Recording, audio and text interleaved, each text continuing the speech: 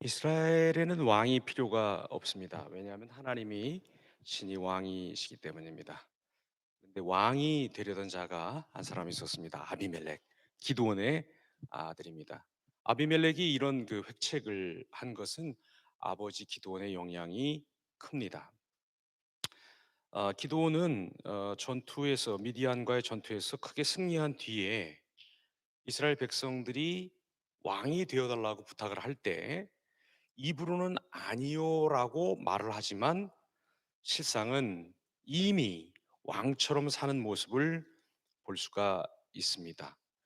여기 지지난 시간이죠. 지지난 시간에 우리가 살펴본 바에 의하면 이미 이 사람 적장들로부터 자색 옷을 빼앗아서 자색 옷은 그 자색은 왕들만의 색인데 그 자색 옷을 입고 첩을 많이 두어서 왕의 어떤 뭐랄까 그 권세랄까 왕만이 누리는 특권을 이미 누리고 있음을 보여주고 있고 그다음에 더 결정적인 것은 자기 아들 이름을 아비멜렉이라고 지었는데 이거는 아버지 나의 아버지 왕이라는 뜻입니다.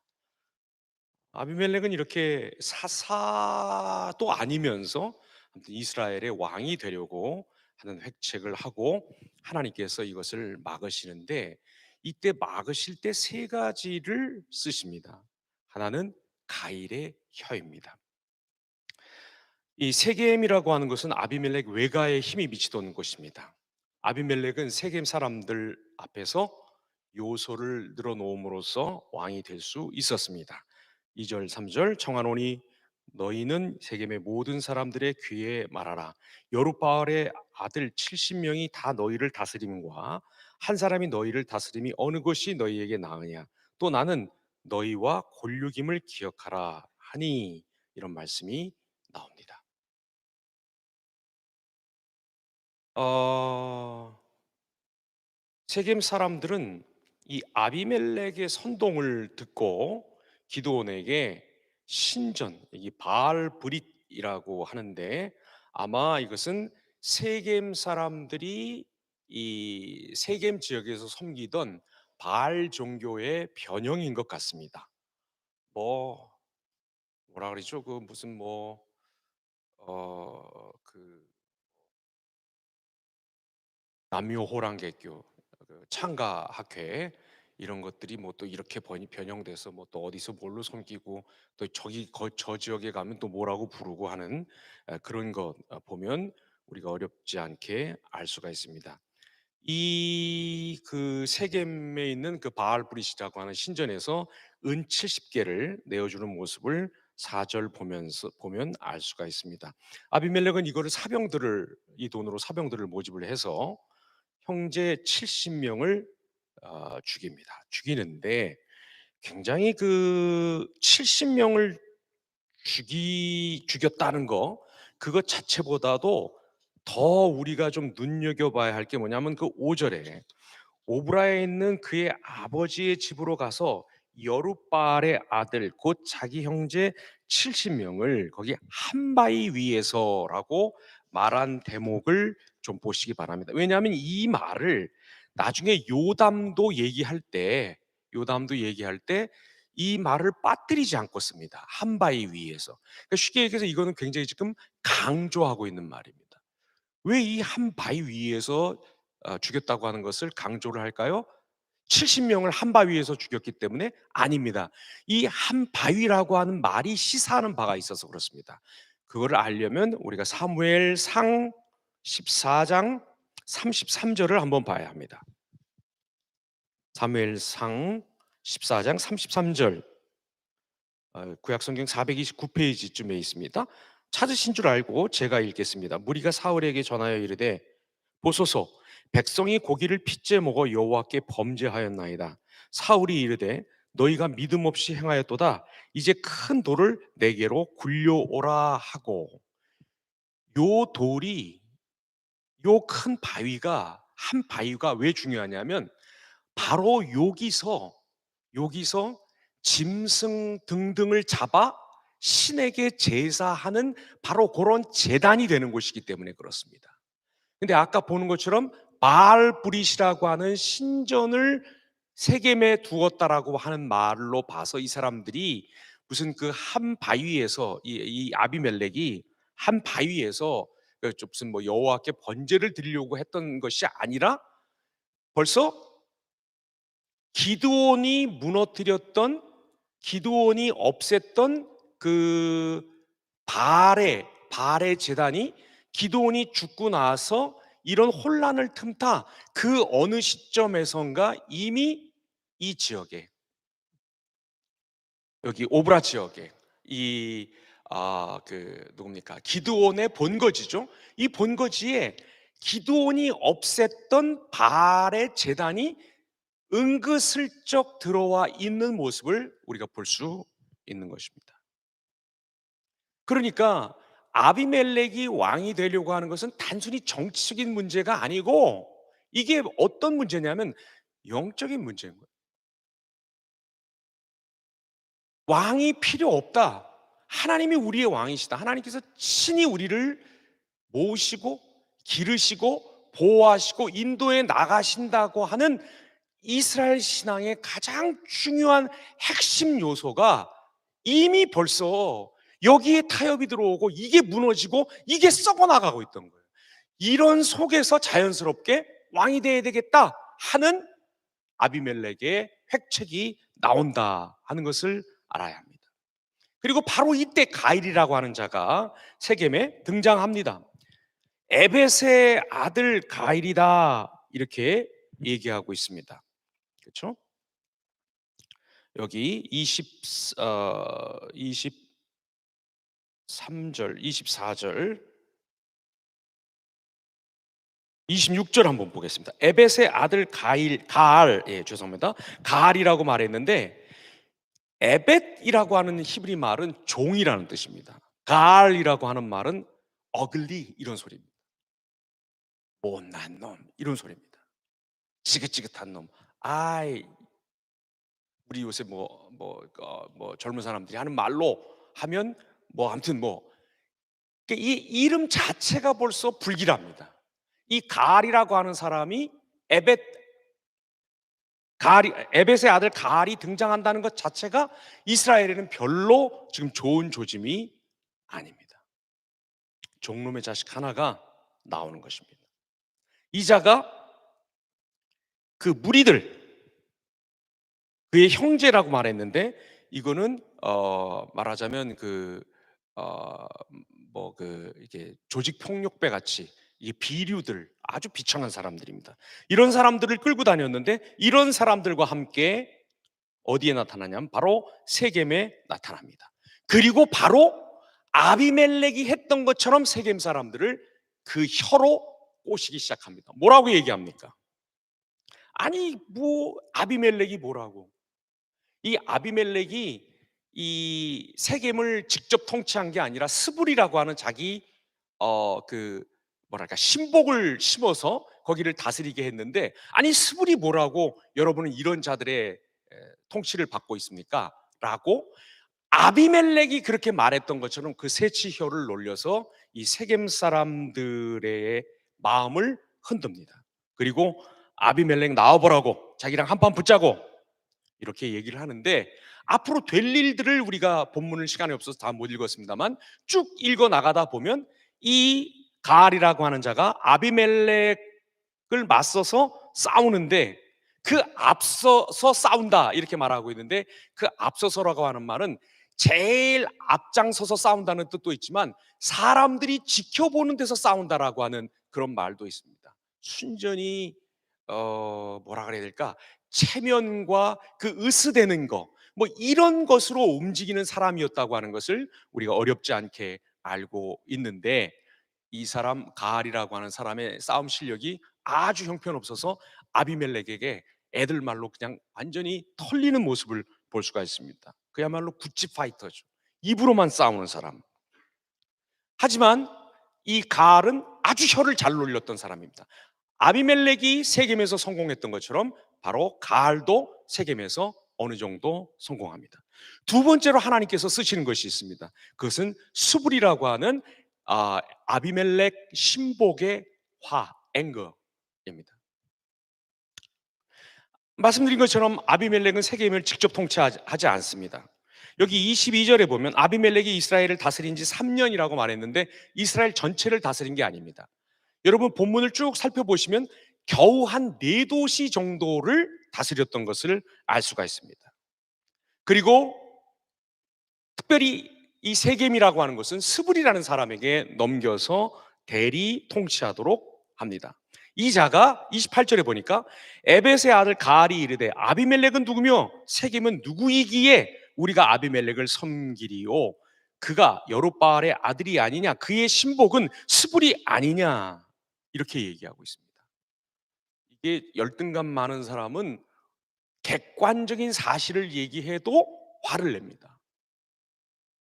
자기 얘기가 아닌데도 그걸 자기 얘기처럼 듣습니다. 여러분 안 그러시는 것 같은데 제가 많이 그렇습니다. 길거리 다니면 사람들이 다 제 흉을 보는 것 같고 다 제 욕을 하는 것 같고 그래서 항상 그게 신경이 많이 쓰입니다.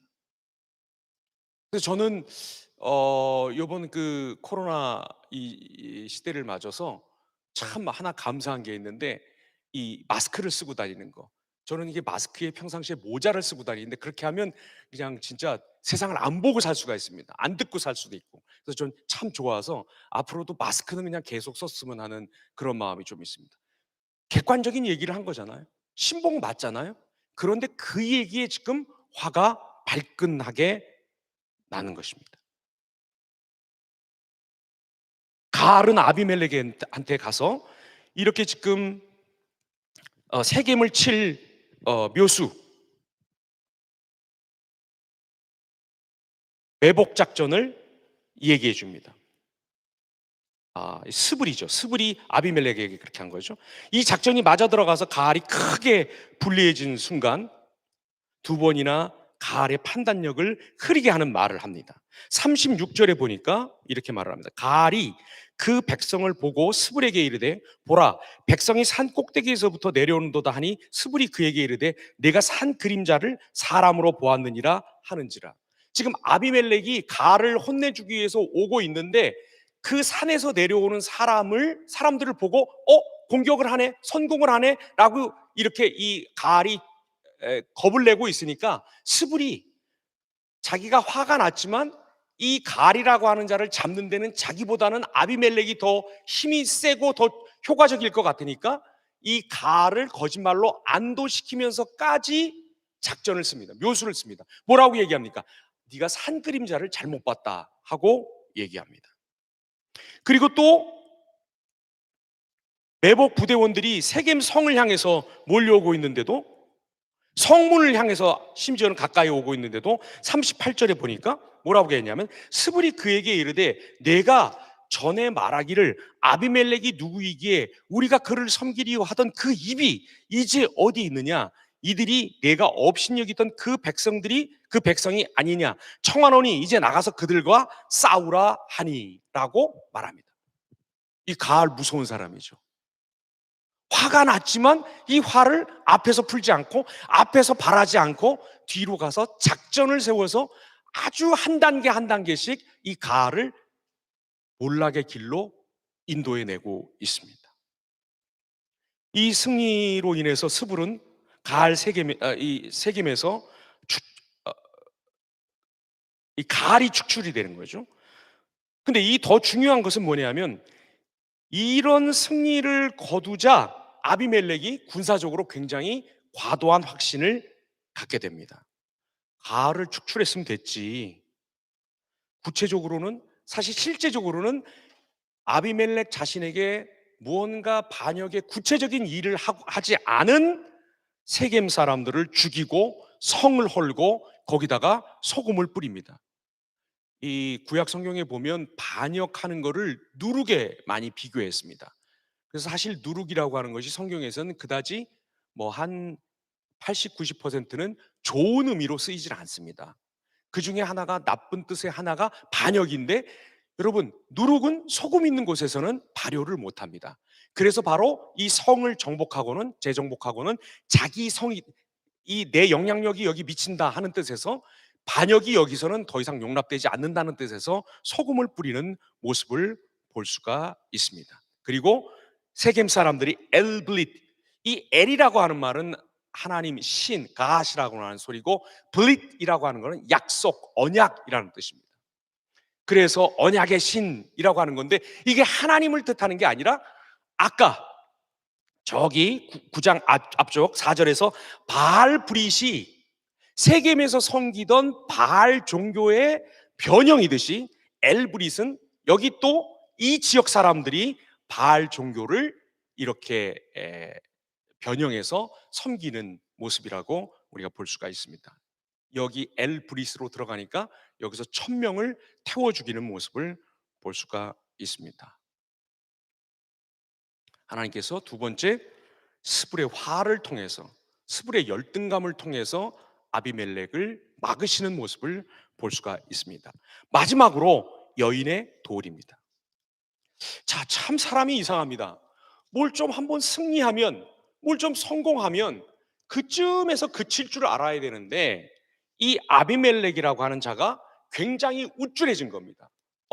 내가 세겜에서 가리 까부는 것도 진압하고 엘브리스로 들어가는 세겜 사람들을 내가 1000명이나 압살을 했는데, 근데 보니까 지금 누가 또 까부냐 하면 데베스라고 하는 곳에서 사람들이 자기에게 반역하는 듯한 모습을 보입니다. 그게 50절입니다. 그러니까 데베스를 점령합니다. 자꾸 이기니까 이 데베스 사람들이 무슨 구체적인 반역을 한 게 아닌데도 가서 이 성을 정복합니다. 이 성을 치러 갑니다. 여기서 사달이 일어납니다. 어떤 것입니까? 이 사람들이 망루로 들어가서, 고대 전쟁은 조금이라도 높은 곳에 있으면 유리하니까 망루로 올라갔는데, 그 망루로 올라간 사람들을 몰살하기 위해서 망루 가까이 갔습니다. 그런데 어떤 일이 벌어졌습니까? 53절, 이 망루를 불태우려고 나무 짐을 해서 막 올라가고 있는데, 한 여인이 맷돌 윗짝을 아비멜렉의 머리 위에 내려 던져 그의 두개골을 깨뜨리니 라는 말씀이 나옵니다. 와, 이 여자분이 그 당시에는 맷돌이 뭐 구멍 숭숭 뚫린 무슨 그 뭐라 그럽니까, 그 화산재 같은 걸로 만들었나?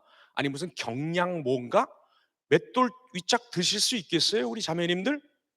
이게 히브리 사람들이 쓰는 맷돌을 착각해서 그렇습니다. 우리처럼 이렇게 동그란 맷돌을 쓰리라고. 히브리 사람들이 쓰는 맷돌은 어떻게 되냐면 아래쪽은 세수대처럼 생겼고, 그 위에다가 빨래판 같은 것을 놓고 공이 같은 거, 이렇게 절구 그 공이 같은 걸로 밀어서, 밀대 같은 걸로 밀어서 이렇게 곡식을 터는 겁니다.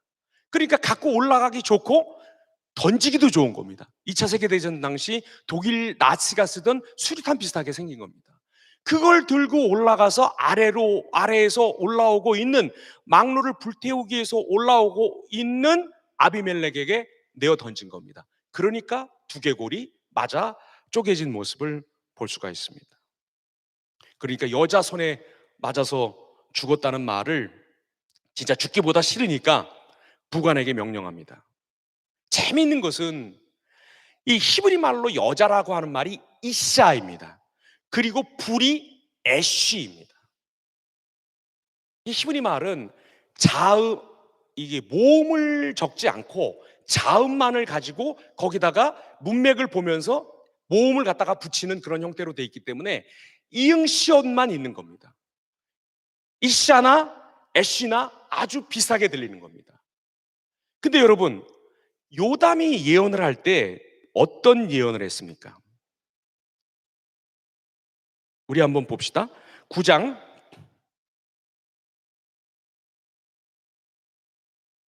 20절입니다.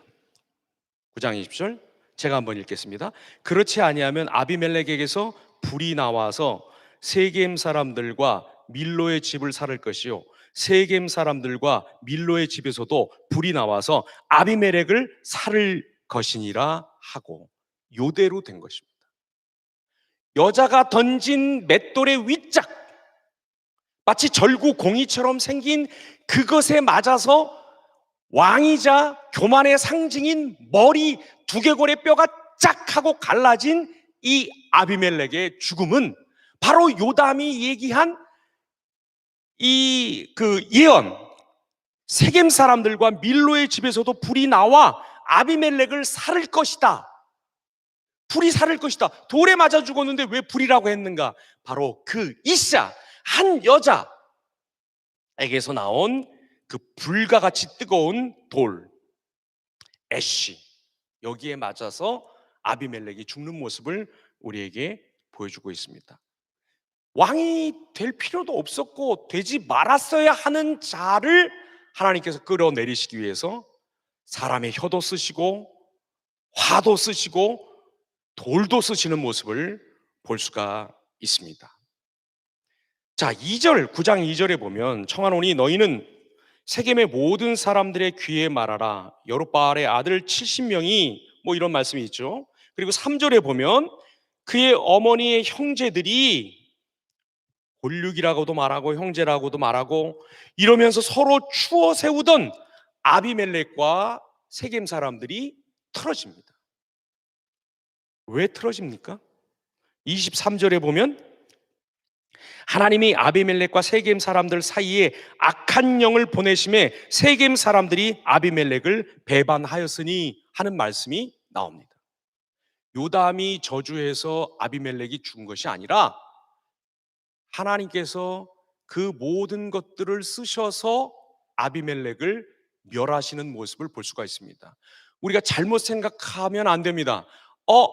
하나님께 악도 있나? 그래서 하나님이 악도 내보내시는가? 아닙니다.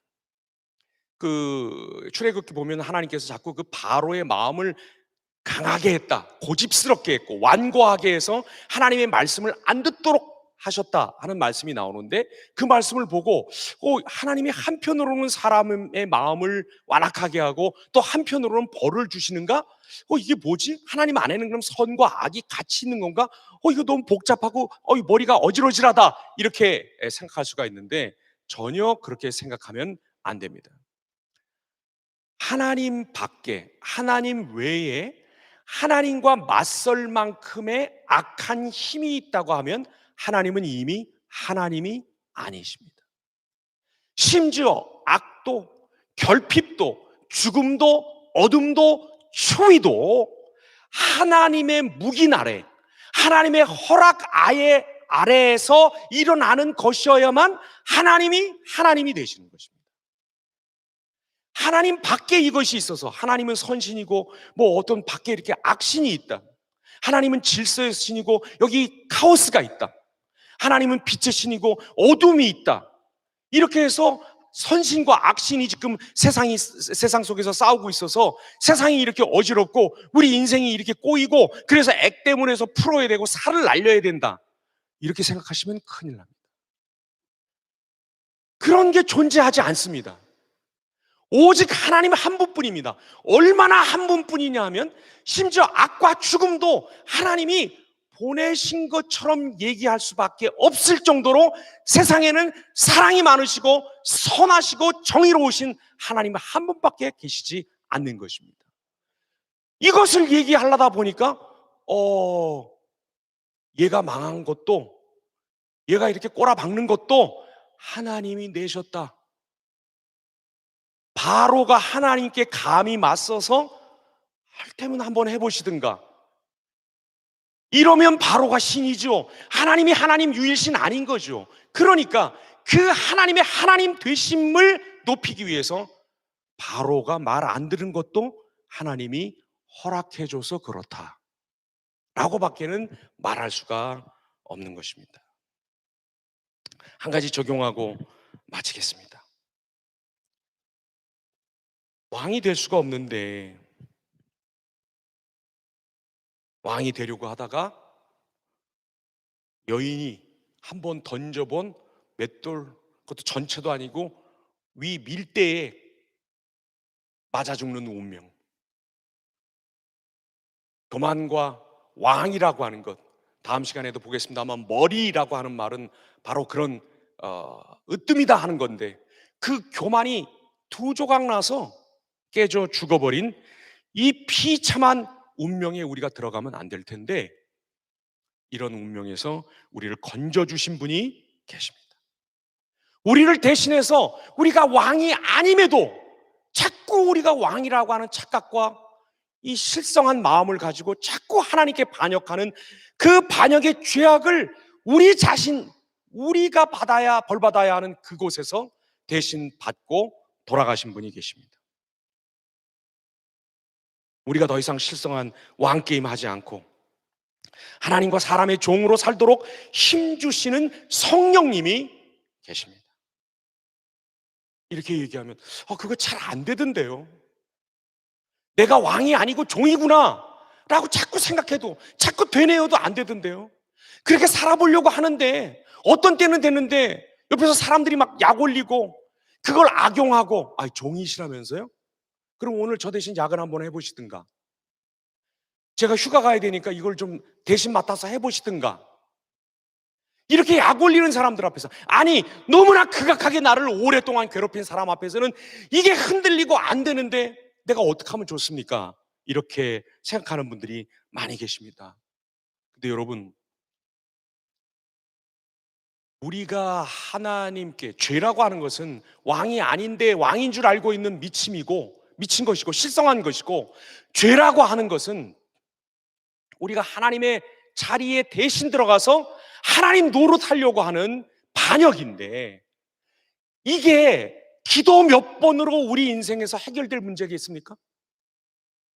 주님이 우리 대신해서 우리의 반역을 책임지시고 우리가 역도로 몰려서 구족이 멸하는 그런 극형을 받아 마땅한 자들이었는데, 우리를 살리신 이 은혜가 금식 몇 번 한다고, 특세 몇 번 왔다고, 예배 몇 번 왔다고, GBS 안 빠졌다고, 뭐 성경 외웠다고, 뭐 좀 했다고, 리더 했다고, 이게 금방 이렇게 해결될 문제입니까? 이게 우리의 DNA입니다. 우리의 본성입니다. 반역하는 것이. 이 착각이 우리에게 차라리 표범이 그 몸에 찍힌 검은 점을 바꾸는 게 더 쉽고 나을 정도로, 구스 사람, 이디오피아 사람, 까만 사람들의 피부가 하얘지는 것이 더 쉽다고 말할 정도로 우리에게 이 실성함과 이 반역의 기질은 아주 깊이 우리 안에 들어와 있는 것인데, 이게 기도 몇 번 했다고 될 일이겠습니까? 이게 예수님 믿고 60년 70년 기도했다고, 교회 좀 왔다고, 내가 교회에서 그래도 뭐가 됐다고 이게 이렇게 쉽게 되겠습니까? 이게 우리의 DNA에 들어가 있고 우리의 영성에, 우리 인간됨의 가장 중심에 이게 들어가 있는데, 이게 쉽게 예수님의 공로로 인해서 바뀌어졌다 한들 이것이 우리에게서 뽑아져 나오는데, 이게 이렇게 간단한 문제이겠습니까? 그런데 한두 번 해보고 안 되네, 또 실패했네, 금년도 꽝이네, 10월도 다 갔네, 에라이 나머지 2달 그냥 대충 한번 견뎌보지, 이러고 사셔야 되겠습니까? 그게 신앙입니까? 그렇게 대충 하고 지나가시겠습니까? 아닙니다. 잘 안 됩니다. 이게 인간이 가장 성공한 사람으로 살아가는 길은 하나님과 사람의 종으로 사는 것입니다. 근데 이 종로로 자처하기가 죽음보다 어렵다는 것입니다. 이거를 금방 하게 해주는 포뮬러가 있으면, 그런 공식이 있으면, 그런 악시엄이 있으면 제게 한번 좀 가져가십시오. 수많은 불면의 밤을 보내야 하고 우리의 무릎을 멍들도록 쳐야 하며 한밤중에 일어나서 망연자실하게, 하나님 어디로 가야 합니까? 어떻게 하면 좋습니까? 나는 누굽니까? 라고 하나님의 부재를 외치는 몸부림이 있지 않고서는 절대로 우리의 이 미침과 우리의 이 반역하는 기질, 이게 예수님의 십자가가 우리 앞에 있어도 쉽게 우리에게 이식되어 적용되고 흘러나오지 않는다는 것을 아셔야 할 것입니다. 기도하셔야 됩니다. 그리고 주님의 말씀 앞으로 더욱더욱 가까이 나가셔야 될 것입니다. 안 되니까 하셔야 됩니다. 힘드니까 더 하셔야 할 겁니다. 우리 같이 여기 기억과 적용 한번 나누고 제가 10분 뒤에 다시 돌아오겠습니다. 30분에 오겠습니다.